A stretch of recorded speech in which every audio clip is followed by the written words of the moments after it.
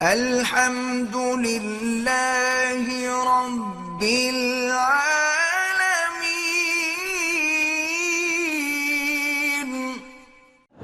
بلکہ ایک صحیح روایت ہے، میں عرض کر دوں کہ حضرت عباس نے جو حضور کے چچا تھے، ام رسول اللہ صلی اللہ علیہ وسلم، انہوں نے حضرت علی کو بلایا۔ انہوں نے کہا کہ یا علی انی اعلم بعلامات موت قریش،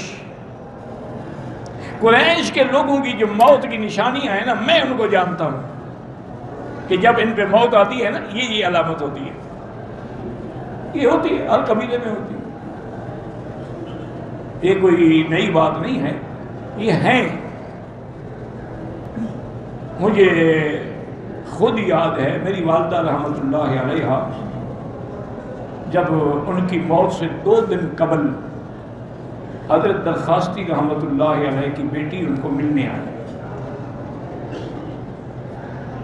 تو انہوں نے ان سے کہا کہ میں نے کل فوت ہو جانا ہے، تم کہیں نہ جانا، مجھے غسل بھی دینا، کیونکہ میرے بچوں نے کوئی گھر میں موت ہی نہیں دیکھی، ان کو پتہ ہی نہیں کہ غسل کیسے دیا جاتا ہے، میں کل مر جاؤں گی، اور فوت ہو گئی۔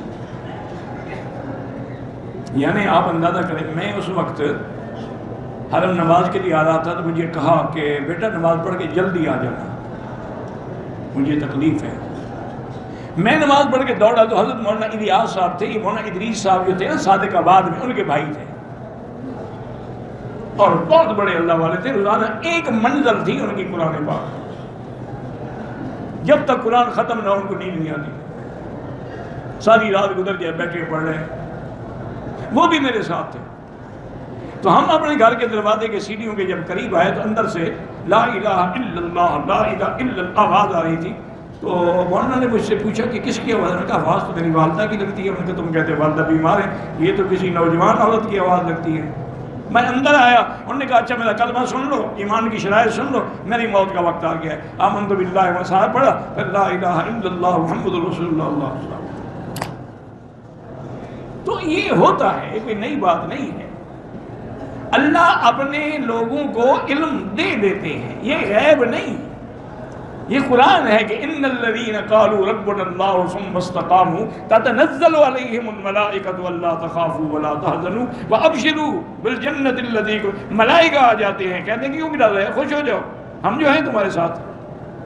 تو پہلے موت سے پہلے فرشتے، موت کے بعد آئے تو کہنے کا کیا فائدہ، وہ پہلے آتے۔ اور اللہ والوں کو وہ ملائکہ نظر آ رہے ہوتے ہیں، عام آدمی کو وہ نظر نہیں آتے ہیں۔